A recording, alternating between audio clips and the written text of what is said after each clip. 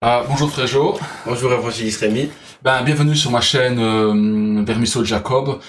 J'ai invité le frère Joe, il va nous partager son expérience sur l'évangélisation. Et voilà, il a une passion pour l'évangélisation. Voilà, si tu peux un peu te présenter pour que les uns et les autres puissent te connaître. Tout d'abord, c'est un honneur pour moi d'être invité aujourd'hui. Et je m'appelle Joe Malingo, j'ai 21 ans, je suis un frère en Christ et j'aime beaucoup évangéliser et sortir tous les mercredis et les samedis, que ça soit en Belgique ou en dehors de la Belgique. Et donc voilà. Tu es converti depuis combien de temps? Plus précisément, depuis plus de 1 an et demi. Ah, un an et demi. Ouais. Wow, avec ton zèle, franchement, j'aurais jamais dit que t'es converti depuis seulement un an et demi.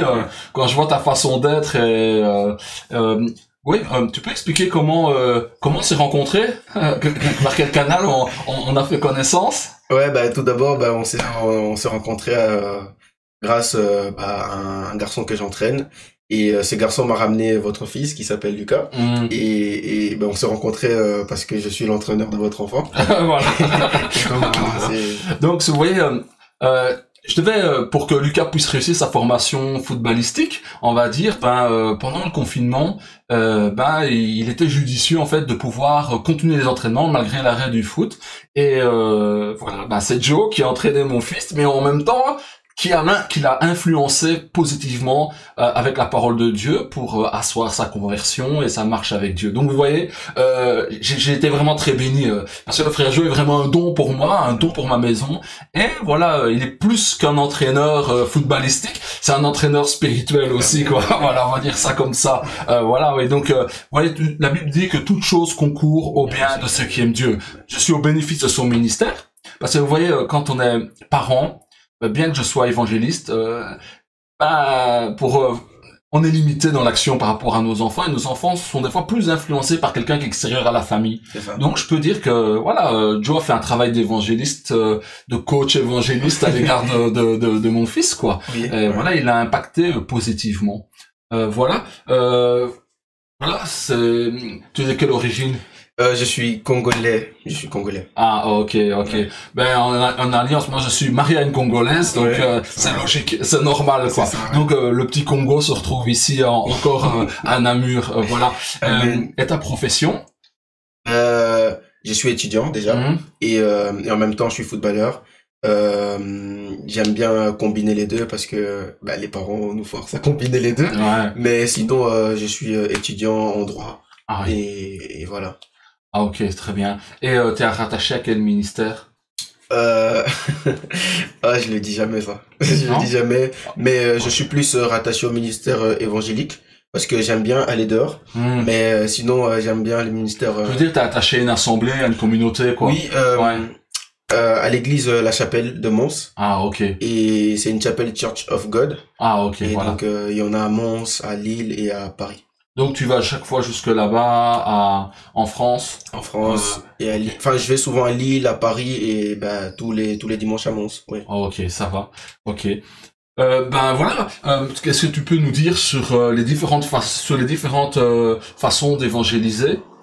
Oui, premièrement, moi je pense que pour évangéliser, il faut pas forcément crier le nom de Jésus partout ou mettre un t-shirt où c'est écrit Jésus même.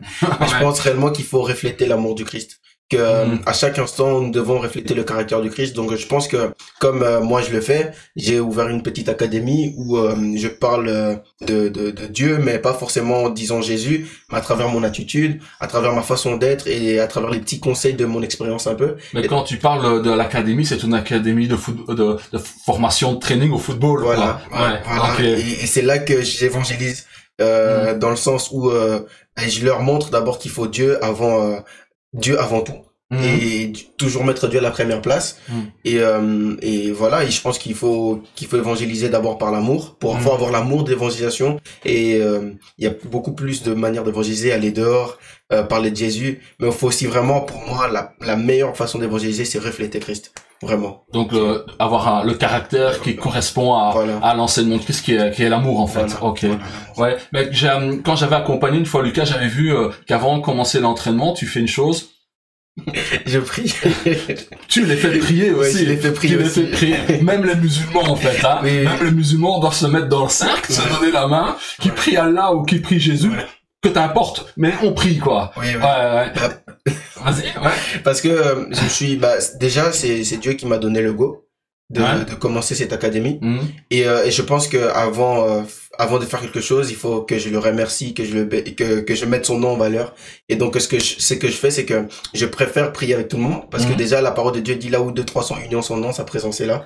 Alors, ce que je fais, c'est que je sais que les jeunes, ils ont du mal à prier, Mhm. que ça soit à la maison, que ça soit devant les gens. Alors, comme on est une famille déjà, Mhm. dans le foot, on forme une famille. Ouais. Alors, je les apprends à prier en famille, avec nous, enfin, tous ensemble en même temps. Ouais, mais je veux dire, ce qui est bien, c'est que vous partagez déjà, au-delà de la foi, d'abord, il y a une passion qui est commune, Ouais. si on peut dire passion dans le bon sens du Ouais. terme, qui est le football, quoi. Ouais. Ouais.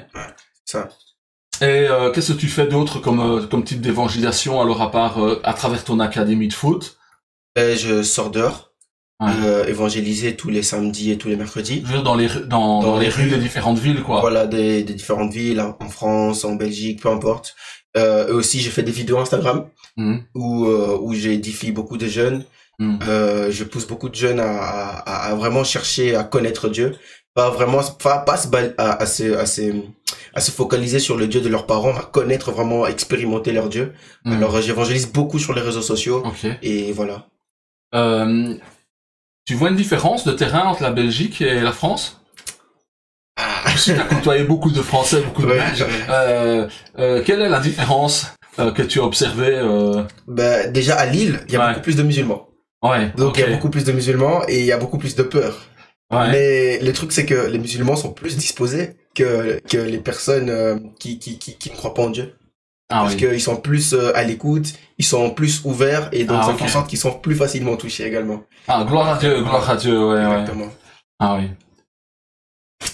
Voilà, qu'est-ce que t'as comme d'autres formes d'évangélisation alors à part je veux dire ton académie en rue, parce que souvent la rue on dit que c'est l'évangélisation la plus dure, puisque on se rend compte que quelqu'un on le connaît pas, Ouais. la personne va d'un endroit à un autre mais elle n'est pas préparée à rencontrer quelqu'un qui va lui parler de l'évangile. Ouais. Donc souvent on arrête les gens dans leur objectif, quoi, dans leur Ouais. journée, quoi. Donc pour eux c'est un imprévu en fait. Ouais. Ouais. Comment tu fais pour les accrocher? Bah, premièrement, je suis un garçon qui ose. Ah, ok.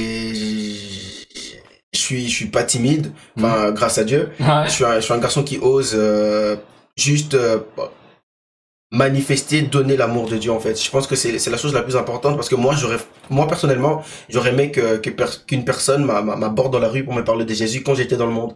Alors c'est tout ça à vraiment fait. qui me motive à sortir pour parler aux gens parce que moi j'aurais vraiment aimé que ça soit le pareil pour moi en fait. Donc là tu parles d'un bon sujet qui est la motivation.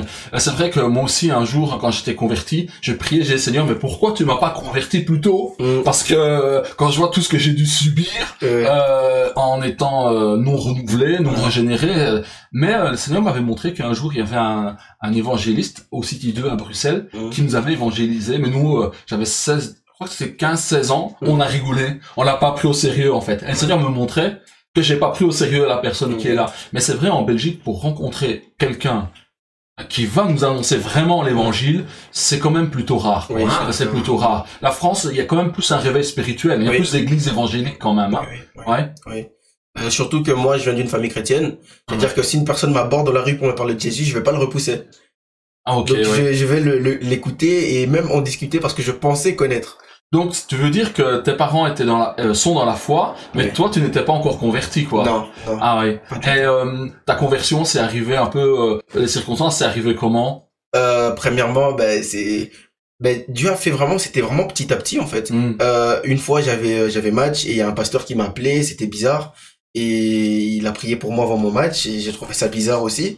Et après ça, il y a un prophète qui a rencontré mon père. Mon père, il vit au Congo. Ouais. Il a rencontré mon peur, il a dit, je vois ton enfant, il joue au foot, et que ça serait un serviteur de Dieu. Ouais. Et mon père, il me l'a dit, je me suis dit, mais c'est n'importe quoi. Ouais, ok. Et en fait, plus on me racontait ça, plus en fait, il y avait beaucoup de serviteurs qui venaient me parler. Et je les connaissais pas. Et en fait, c'est comme si ça disposait mon cœur, en fait. Ouais. Et un jour, mon ex qui était musulmane quand je l'ai rencontrée, Ah oui. elle m'appelle, elle me dit Joe, je suis à l'église. Et je lui dis mais qu'est-ce que tu fais à l'église, t'es musulmane? Et Ouais.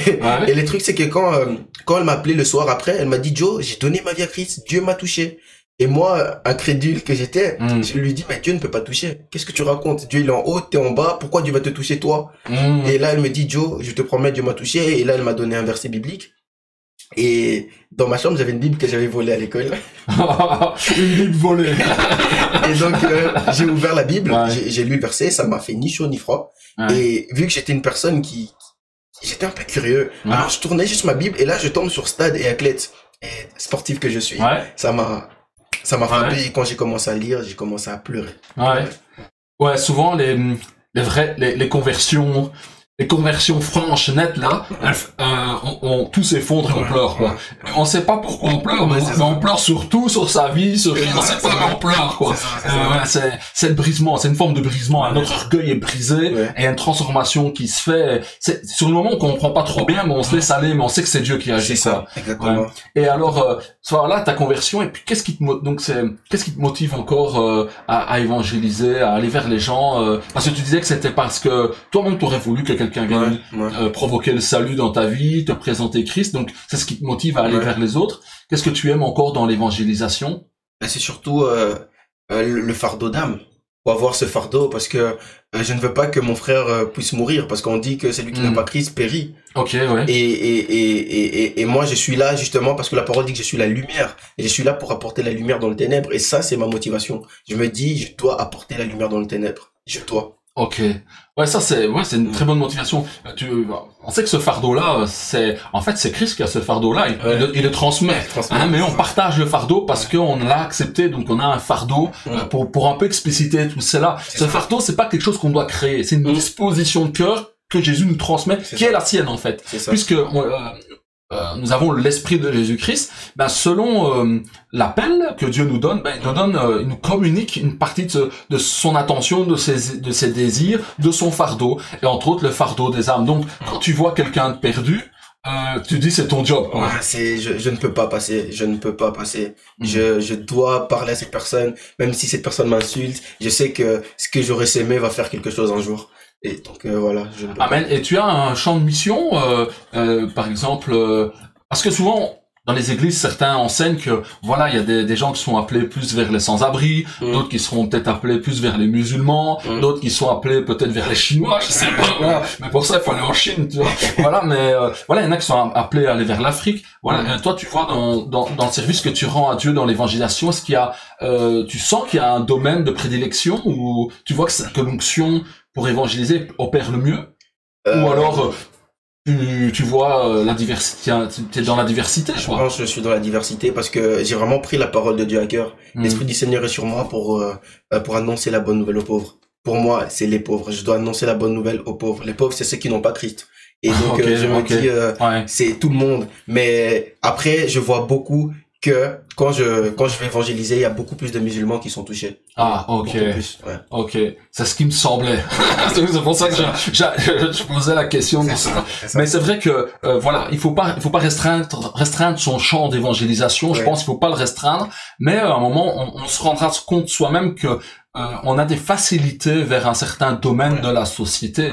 Moi, j'ai remarqué aussi, voilà, les gens qui ont le cœur brisé, ou les gens qui ont vécu dans des addictions, dans la drogue, ou qui ont des sérieux problèmes familiaux, ou les gens qui ont des problèmes avec les démons.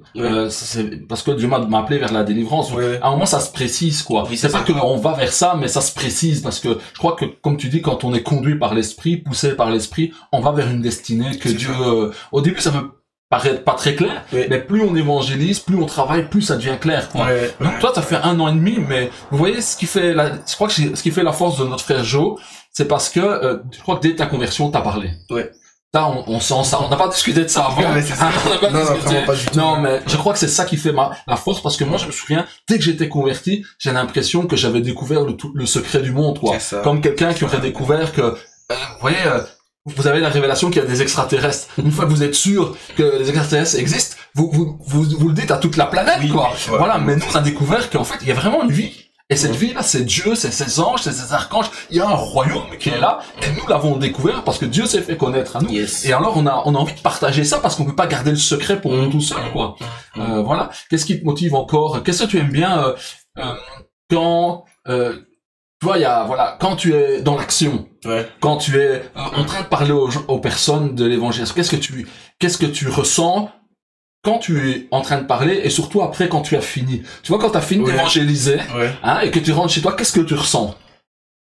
Pourquoi je pose cette question-là? Parce que je le sais, hein, mais on n'a pas échangé sur ça, mais c'est quelque chose que c'est une grâce que Dieu donne seulement à ceux qui osent parler de Jésus-Christ, qui vont vers les autres. Il y a quelque chose que Dieu donne. Alors, une fois que pendant que tu parles, qu'est-ce que tu ressens? Déjà, pendant que je parle, je ressens la présence de Dieu. Ça, c'est sûr. Je sais qu'il est avec moi. Je sais qu'il est avec moi. Alors, j'ai déjà l'assurance que même si la personne aujourd'hui me dit pas, je suis touché, mais j'ai l'assurance que ce que je dis va être déposé dans son cœur et que qu'il va vraiment être touché peut-être 1 an après ou 2 ans après. Mais ce que je ressens vraiment, c'est que je suis à ma place. Je suis là où il faut. Comme un poisson dans l'eau. Voilà, c'est ça. Je suis à ma place. Je suis là où il faut. C'est vraiment ce que je ressens. Tu fais ce que, en fait, tu sens que t'es dans ta destinée. Tu fais ce pourquoi t'as été créé. C'est ça, exactement. Ok. Vous voyez, ça, c'est ça qui nous permet d'être accompli en tant que personne et être, c'est faire exactement ce que l'on doit faire par rapport à ses aptitudes, ses désirs, ses ambitions. Et ça, il y a que Dieu pour faire ça. Voilà. Tu as dit quelque chose. Moi, j'étais très frustré à un moment quand j'évangélisais. Moi, je voulais des résultats tout de suite. Donc, quand je voyais que la personne ne se convertissait pas, ça me gênait, quoi. Mais je vois que toi, par exemple, tu as dit quelque chose qui est très édifiant. Tu dis, peu importe qu'elle n'accepte pas maintenant, ou c'est pas là, j'ai semé, je sais que ça viendra plus tard. Comment tu en es arrivé à ça? Parce que moi, il m'a fallu du temps.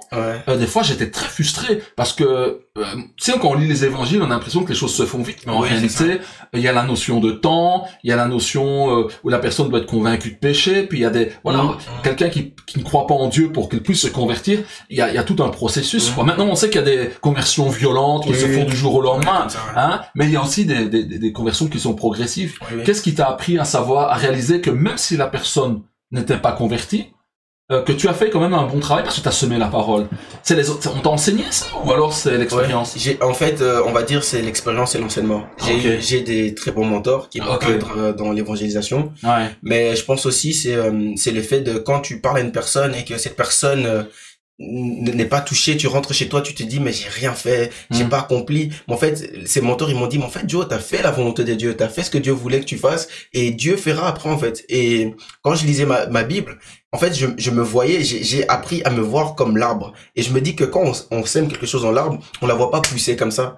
Et des fois il faut du temps et quand tu peux venir tous les jours, tu verras jamais l'arbre pousser. Mais je me suis toujours dit aussi quand je sème la graine, peut-être qu'aujourd'hui je la vois pas pousser, je sais que dans 2-3 ans peut-être ou dans 1 mois, elle va pousser. Donc voilà. Et quand tu as fini d'évangéliser, tu es dans tu disais donc quand tu évangélises, tu sens la présence de Dieu, tu sais que tu es dans ce que tu dois faire, que tu es dans ta destinée comme un poisson dans l'eau. Et quand tu as fini que tu as fini d'évangéliser, que tu rentres chez toi, tu te sens comment? Franchement, d'abord je rentre chez moi. J'appelle mes amis. Je leur raconte parce que je suis tellement content. Content parce que c'est une joie en fait de partager l'amour de Dieu. Parce que non seulement quand tu partages l'amour de Dieu, mais tu ressens cet amour que tu donnes aux gens. Et donc c'est-à-dire quand je rentre chez moi, je ressens vraiment que j'ai fait la chose que je devais faire dans cette journée. Alors quand je rentre chez moi, je suis en paix. Je ressens la paix de Dieu. Tu es en paix, quoi. Ça procure la paix. Moi, ce que je sens surtout, c'est la joie. La paix aussi, beaucoup de joie, quoi. Parce que je sais que il y a le plaisir d'avoir obéi aussi. C'est ça. Et puis, il y a une parole que j'aime bien, c'est que les commandements, parce que c'est un commandement, il a dit, allez, faites des nations des disciples. C'est ça. Et faire des disciples, ça commence par la proclamation de la bonne nouvelle de l'évangile. Et donc, le Seigneur a dit que ces commandements ne sont pas pénible. Donc aller à l'évangélisation n'est pas une chose, en fait, n'est pas un fardeau, n'est pas pénible. Je pense que ça ne l'est pas pour toi. Non. Moi non plus, ça ne l'est pas, quoi. Et est-ce que quand tu évangélises, voilà, maintenant, mettons, on sort d'un la première personne à qui tu vas évangéliser, voilà, on évangélise demain, tu es dans la rue. Est-ce que la première personne, tu as une appréhension ou t'as plus de peur ou tu dois quand même surmonter? Il y a quelque chose que tu dois surmonter parce que c'est quand même pas facile d'arrêter des gens dans la rue. Franchement, je pense que quand t'es dans ton domaine, tu fais ce que tu aimes, il y a il y a le stress, bien sûr, Ouais. mais il y a l'assurance. Ah. Il y a juste, je laisse Dieu faire. Parce qu'en fait, si je pense que c'est moi qui agis, ben, j'ai cette peur imagine, j'ai dit une mauvaise chose, une mauvaise parole, je me trompe. Ouais. En fait, moi, je me dis, c'est Dieu qui agit et moi, je suis juste son instrument. Mm. Et quand je joue avec ma guitare, c'est pas ma guitare qui décide l'accord. Mm. C'est Dieu qui décide l'accord qui doit sortir de ma bouche. Alors, je me dis juste, c'est Dieu qui contrôle. Ok. Tu vois, moi, par contre, quand je vais la première fois, j'ai une petite appréhension comme ça, comme le tract, tu vois ce que je veux dire. Ouais. Parce qu'on va intégrer une personne dans la rue, et puis je me dis, qu'est-ce que je vais dire? Ouais. C'est pensée là vient, mais je m'en moque en fait. Oui, oui, c'est Tu ça. vois, je passe outre, et j'y vais au courage, quoi. Ouais, c'est ça, On y va à l'onction, C'est ça. on regarde la personne, et on dit, non, il faut que je parle. Ouais. Et alors, une fois qu'on l'a fait une fois, la première personne qui nous a parlé, après on est chaud. Je sais pas si c'est c'est ça. comme ça pour toi. Ouais. 1, 2, 3, puis des fois t'as des gens qui t'envoient balader. Une fois que tu t'es fait balader 2, 3 fois, ça te fait plus rien, quoi, ça te fait plus rien. Mais C'est ça. je crois que, je sais pas pour toi, mais je crois que l'évangélisation, il y a quelque chose qui nous confronte à être humble, en fait. Parce que, des fois, on se fait ramasser, il y a des gens qui viennent nous contredire et qui nous envoient balader, qui disent ton Jésus, là, va-t'en. Donc, je crois que des fois, est-ce que t'as déjà eu des expériences comme ça, où les gens sont un peu agressifs, Ouais. ou ils blasphèment, ou ils sont là pour nous ridiculiser? Est-ce que t'as déjà eu des choses comme ça? Franchement, dans mes souvenirs, peut-être 1 ou 2 fois. Ouais. Mais moi, ce que mes mentors m'ont appris, c'est de jamais rentrer dans des débats. Parce qu'un débat, c'est un cercle vicieux qui tourne et personne n'aura raison. Et donc, Ok. Chacun est là pour défendre voilà. son opinion, voilà, quoi. exactement. Et moi, ce que je dis, je viens pas convaincre une personne de changer une religion parce que mon Dieu, c'est pas le Dieu de la religion. Je viens donner l'expérience que j'ai avec mon Jésus. Et je fais, ce que je veux, c'est que les personnes puissent connaître, en fait, qu'il faut une relation avec Dieu. Et non, une religion. Parce que si on suit la religion, ben, Oui. on se trompe. Ok. On se trompe. Et donc, Ok. Voilà, voilà, on a parlé des motivations. Ouais. Maintenant, t'as des expériences aussi. Qu'est-ce que tu peux partager comme expérience? Allez, on a tous des moments d'évangélisation qui nous ont marqués parce qu'il s'est passé des choses. Ouais. Ou, voilà. Est-ce que, par exemple, quand tu pratiques l'évangélisation, est-ce que tu pries aussi pour les malades sur le moment même? Ouais. Oui. C'est d'ailleurs, on va dire, le don de guérison, c'est le don qui se manifeste le plus chez moi. Ok. Ouais, c'est Ouais. le don qui se manifeste le plus chez moi. Et donc, moi, l'expérience qui m'a le plus marqué, c'est ici à Namur. Ouais. Et en fait, je venais d'évangéliser avec un ami à moi qui s'appelle Ok. Junior. Ouais. Et on a fini l'évangélisation, vraiment on a fini. Et là, Ouais. on allait pour manger au McDo. Ouais. Et je te conseille à tous les sportifs. Et, on arrive au McDo et il y avait 2 jeunes filles. Ouais. Et je sais pas pourquoi, on s'est approché vers ces 2 Ouais. jeunes filles. Et là, je demande à cette jeune fille, est-ce que tu crois en Dieu? Et la fille, elle me dit non. Et je lui demande, tu crois en quoi? Elle me dit, à la science. Et je dis, comment ça, la science? Tu crois au Bing, je sais pas quoi? Big Bang. Ouais. Et là, elle me dit, oui, mais je dis, mais franchement, c'est pas l'explosion qui peut créer quelque chose. Ouais. Et là, elle m'explique un peu comment elle comprenait. Et là, moi, je lui dis, moi, je crois en Dieu. Et cette fille, elle me dit quelque chose. Elle me dit, si Dieu existe, Ouais. montre-moi une photo de lui. Ah ouais. Et moi, j'ai même pas réfléchi. J'ai dit, Ouais. ah bon, tu veux une photo de Dieu? Elle me dit, ouais. Et je lui dis, passe-moi ta main. Elle me passe sa main. Et Ouais. au moment où je dis, Seigneur Jésus, Dieu me montre tout son passé. Mais en détail, Ouais. vraiment en détail. Ça, c'est la parole de connaissance, hein. Des connaissances. Ok, voilà. ouais, ouais. Et là, je lui dis tout son passé et elle a commencé à pleurer. Oh, Et wow. là, elle a dit, Dieu existe, elle a donné sa vie à Jésus. Et c'est vraiment un des expériences qui m'a beaucoup marqué. Marqué, ouais. Et il y a aussi un autre, c'était au Burger King. C'est honte, ton option coule près des fast-food. Parce qu'il y a beaucoup de... Il y a beaucoup de choses. Il y a beaucoup de gens. En fait, c'est le lieu où les gens se rencontrent. Exactement. Ouais, ok. Et j'arrive en fait, Ouais. et il y avait une amie à moi, Ouais. elle était musulmane. Ouais. Elle ramène une amie à elle qui est aussi musulmane. Mhm. Et cette fille, je lui demande est-ce qu'elle croit en Jésus. Mhm. Elle me dit non, Jésus n'est pas Dieu, c'est un prophète. Ouais. Et moi je lui dis tu veux que je te prouve que Jésus est Dieu? Mhm. Et elle me dit prouve-moi. Et là je lui dis à partir de maintenant tu deviens muette. À l'instant même elle parlait plus. Wow. On a posé des questions, elle répondait plus. Et sa pote, son amie, elle ne croyait pas. Elle disait c'est un jeu. Et j'ai dit toi aussi tu deviens muette. À l'instant même personne parlait. Jusqu'au moment où j'ai dit vous pouvez parler au nom de Jésus. Et elles ont parlé. Et ce jour-là, Je suis pas resté parce que j'avais entraînement, donc j'ai laissé mon ami continuer le travail. Et je pense que ça avait été. Oh non, là tu les as marqués, là ils ont été marqués fortement, quoi. Mais ça c'est, tu vois, une parole comme ça c'est le don de la foi. Hein. Ouais, le don. Ça c'est le don de la foi. Hein. Maintenant voilà, le don de la foi, personne ne peut de lui-même s'engager sur cette foi-là et à dire un truc comme ça. Quoi. Ça c'est vraiment le don de la foi. C'est une certitude, tu te poses pas de questions, tu fais. Tu sais que.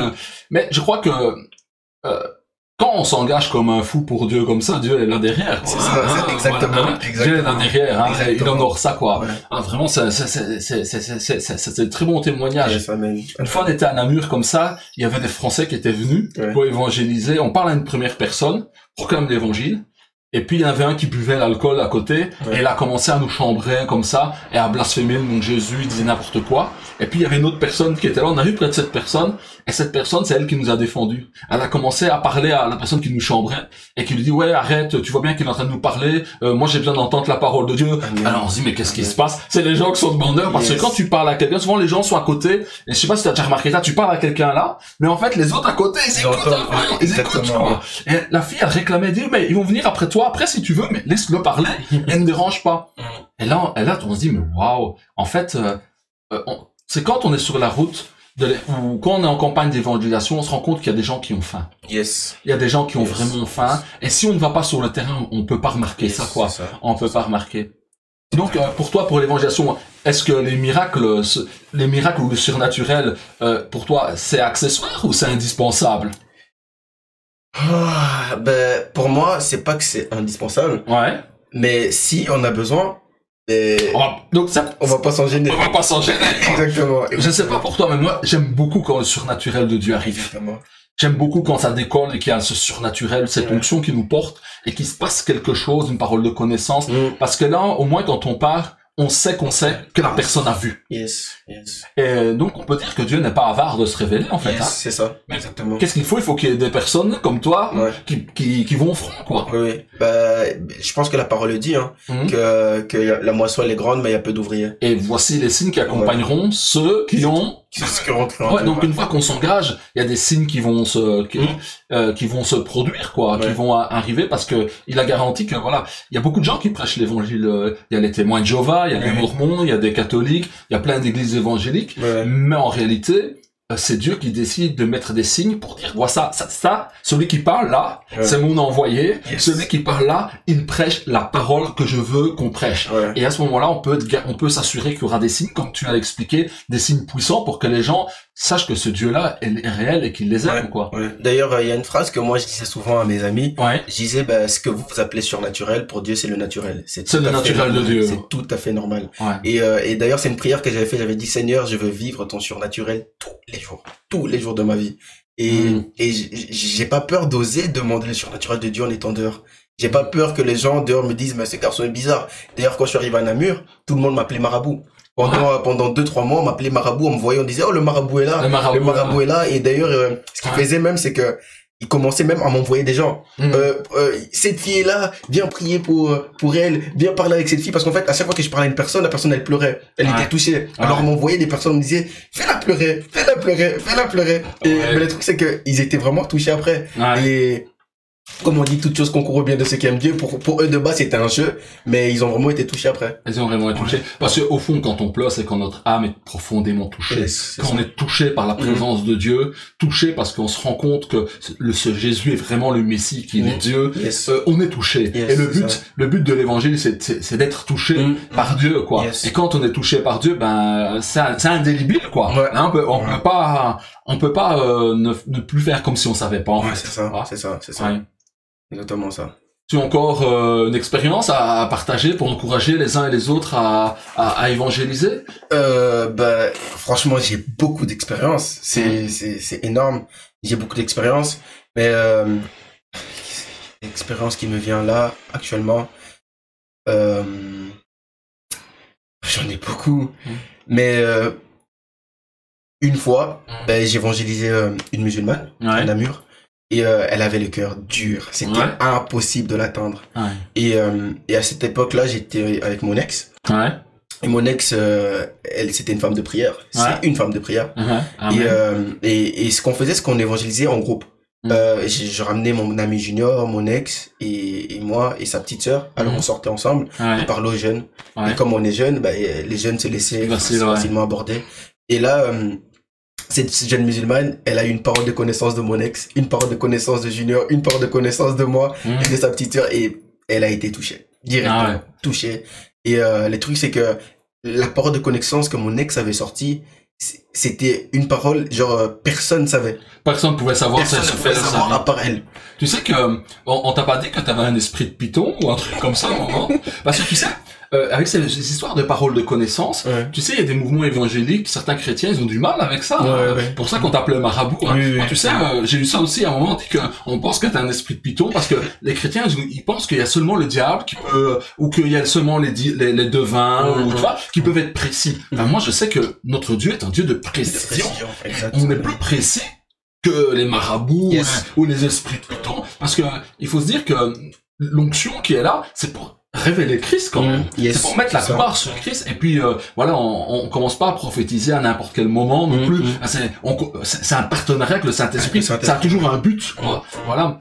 Oui. Donc la musulmane, elle a vraiment été touchée. Elle a été touchée. Elle a donné sa vie à Christ. Et, voilà. Donc, on pourrait dire quand même, les musulmans font de bons chrétiens, quoi. Oui, franchement, je le dis souvent à mes amis, les musulmans, c'est des frères qui prient 5 fois par jour, alors que nous, on est là pour prier, on a du mal.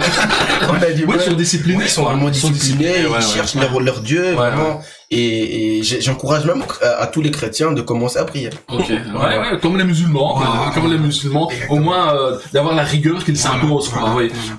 C'est vrai que j'ai remarqué aussi beaucoup quand on voit certains évangélistes musulmans, une fois qu'ils sont engagés, qui viennent de la foi musulmane, ils sont très engagés. Ils sont vraiment rigoureux avec le Seigneur, ils y vont à fond. Voilà, qu'est-ce que tu pourrais encore dire pour encourager nos frères et nos sœurs qui n'évangélisent pas? Une chose que j'ai appris, c'est que il vaut mieux évangéliser dès sa conversion que d'attendre des années de s'y mettre. Parce que souvent, quand on est tout né de Dieu, à un moment, on a un peu fou d'amour pour Dieu. Et ça, c'est comme une vague de surf qui te porte, en fait. Et je crois que si on grandit, dès qu'on se convertit, qu'on va tout de suite à l'évangélisation, dès qu'on est converti, ça veut dire le lendemain de sa conversion, on peut annoncer Christ, quoi. Il y a pas de qualification. La seule qualification, c'est d'avoir reçu Jésus comme Seigneur, quoi. Et le Saint-Esprit, on peut commencer direct. Des fois, je crois que le tort, c'est que il y a des personnes qui attendent, ils croient qu'ils ne sont pas capables, et c'est seulement après plusieurs années après leur conversion qu'ils se mettent à évangéliser. Et là, on voit que c'est un peu plus difficile, quoi. Ben moi, j'aimerais dire, parce qu'il y a beaucoup de personnes qui disent, j'attends le go de Dieu. Mais Dieu nous a donné le go. Il a dit, allez, faites de toutes les nations les disciples. C'est un go. Allez, faites de toutes les nations. Et donc, moi, j'aimerais dire que quand vous allez, ayez confiance en Dieu. Pas en vous. Parce que moi, je peux faire des erreurs. Ayez confiance en Dieu. Ayez confiance que c'est Dieu qui agira au travers de vous. Et ce que je peux juste vous dire, c'est que vous ne devez pas laisser les gens mourir autour de vous.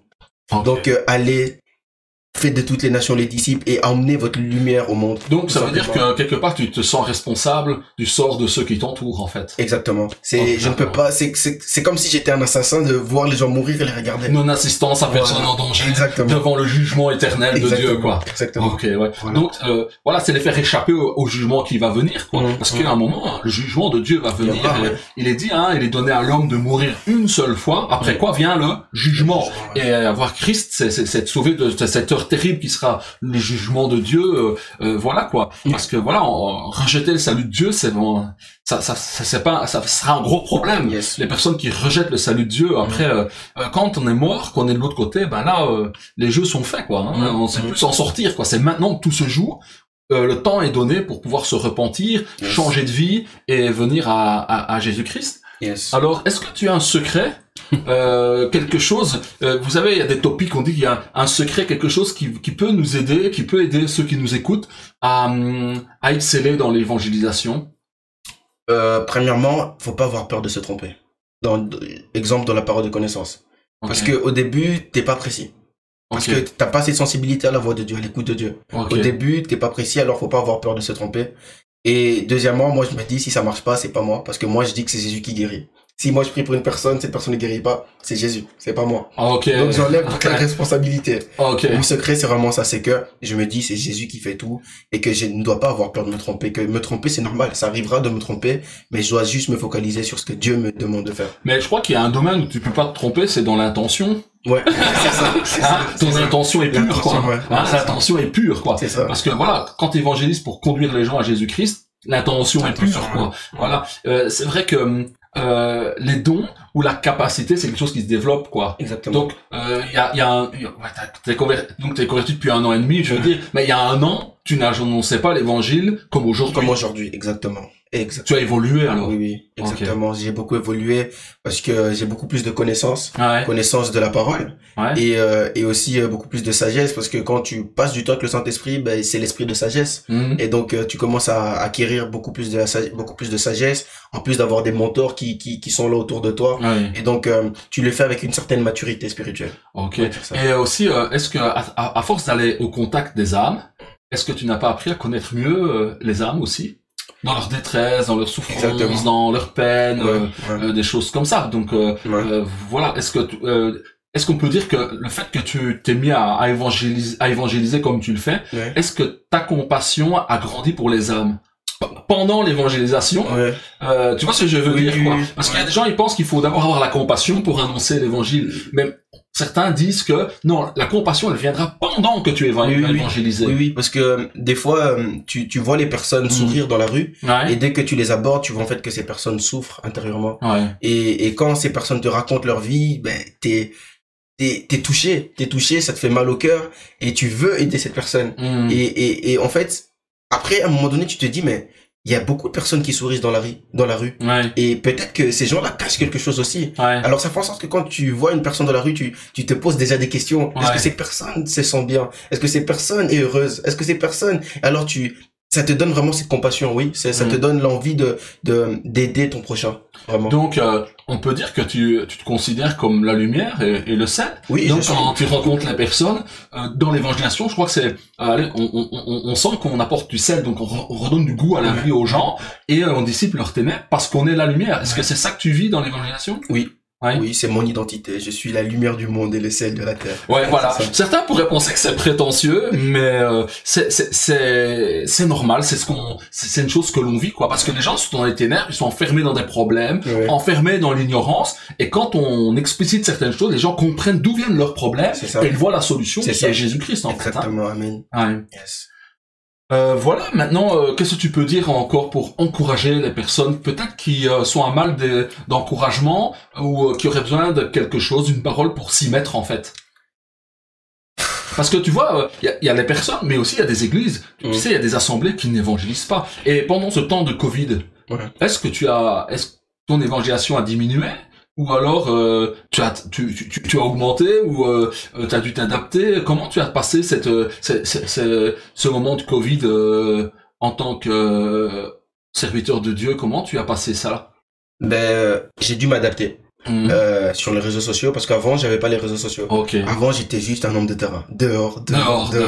Et donc j'ai dû m'adapter à aller sur les réseaux sociaux, faire des vidéos où je parle de Dieu, où j'apprends aux jeunes à comment entendre la voix de Dieu, faire des petits lives de groupes de prière avec les jeunes. Et vraiment moi ce que je peux dire c'est que Dieu nous a dit allez. On doit sortir pour faire de toutes les nations les disciples, parce que l'église c'est pas une pièce, c'est pas une maison, l'église c'est nous, et les personnes dehors ont besoin de rencontrer l'église, et des fois il faut que l'église sorte pour rencontrer les personnes dehors. Donc l'encouragement que je peux donner c'est que allez rencontrer les personnes pour que vous puissiez aussi savoir les vécus des personnes, et pour que vous puissiez aussi avoir certaines expériences avec Dieu, parce que quand on fréquente les âmes, nos dons aussi se développent. Nos dons se développent, mais notre intimité aussi avec Dieu des fois peut se développer. Pourquoi? Parce que quand on rencontre les personnes, on a envie de prier pour ces personnes dans notre chambre. Ah, donc tu es en train de me dire que ton évangélisation est aussi quelque chose qui te pousse à prier pour les âmes, alors? Oui. Vraiment de rentrer dans ma chambre, prier pour les personnes, oui. Vraiment, Ok. Ben voilà, je crois qu'on a fait un bon tour. Je suis vraiment content d'avoir partagé ça. Alors voilà, comme tu dis avec le Covid, moi aussi avant j'étais pas trop sur les réseaux sociaux tout ça Ouais. et voilà c'est une façon d'évangéliser, de rentrer en contact avec les gens. Donc voilà, avec cette chaîne Vermisseau de Jacob, je vais essayer de plus en plus de vous amener d'autres frères, d'autres sœurs, d'autres serviteurs de Dieu comme notre frère Joe, pour que vous puissiez être encouragés, exhortés, parce que voilà, avoir tout le temps ma tête à la fin ça va vous ennuyer. Donc il y a aussi d'autres personnes qui sont là. Il est sur Namur, donc faut pas hésiter, rentrer en contact avec ma chaîne sur Facebook. Donc on est toute une équipe qui est là. Le royaume de Dieu, aujourd'hui on sent qu'il y a ça, vous savez, ceux qui marchent avec Dieu sont dans l'unité, ils collaborent ensemble, sans compétition, sans se tirer dans les pattes, mais on travaille tous ensemble pour que le règne de Dieu vienne dans les cœurs et dans les vies. Alors, pour terminer, est-ce que je donne ton impression, est-ce que crois-tu au retour à l'enlèvement et au retour de Christ? Bien sûr. Ouais, ok. Bien sûr. Ok. Je suis obligé. Pas obligé. Est-ce que pour toi, quel sentiment tu as ça? Est-ce que tu sens que c'est proche ou comme si c'était lointain le retour de Christ? Je sens que c'est proche, mais en même temps, je me dis ça peut être dans 70 ans. Mais je sens que c'est très très proche, oui. Oui, parce que on voit les événements qui se passent dans ce monde. Ouais, ouais. Et moi j'ai hâte. J'ai hâte, mais en même temps, je me dis, je dois accomplir d'abord ce que Dieu me demande de faire. Mais j'ai hâte. Donc, t'as hâte d'un côté, mais Oui. en même temps, t'as hâte aussi de pouvoir travailler. Voilà. Oui, je prie aussi, j'ai vu des fois quand je vois des violences ou des choses comme ça, je me dis, Seigneur, il faut que tu viennes mettre de l'ordre. Il faut que tout ça s'arrête. Mais d'un autre côté, on sait que s'il revient vite, le game, il est fini, quoi. Oui. Oui. Le game, il est fini. Il y a des gens, ils vont avoir de sérieux problèmes. Oui, quoi. oui, c'est ça. Et c'est ça. voilà, on est partagé entre ces Oui, c'est certains ça. moments-là. Donc, chers frères et sœurs, guerriers de l'Éternel, parce que je nous appelle guerriers de l'Éternel parce que notre Dieu s'appelle l'Éternel des armées. Donc, quand Dieu se nomme Jéhovah Sabaoth, l'Éternel des armées, ça veut dire il exerce nos mains au combat. Et les armes qu'on a, là, c'est des armes d'amour, de tendresse, de consolation, de foi. Et avec ces armes-là, on est là, on est des instruments dans les mains de Dieu. Jésus a dit, je bâtirai mon église. Et voilà, je vous ai présenté un frère, le frère Joe, qui est quelqu'un qui bâtit avec Jésus-Christ, qui est un instrument de Dieu. Voilà, si vous voulez être en contact avec lui, passez par moi, je vous mettrai en contact avec le frère Joe pour que vous puissiez être aussi aller avec lui dans ces campagnes d'évangélisation, pour être formé, pour être encouragé, pour aussi, vous savez, les compétences pour évangéliser se transmettent aussi simplement en étant à côté de quelqu'un qui évangélise. Tu vas dans la rue, tu ne dis rien, tu es là, tu te mets à côté, tu observes. Juste l'observation permet de rentrer dans l'évangélisation. Et après, par l'observation, tu fais la reproduction de ce que tu as vu et tu vas y arriver. C'est ça. Voilà. Chers frères et sœurs, soyez bénis, que la grâce de Dieu soit avec vous. À bientôt. Bientôt. Ciao, ciao.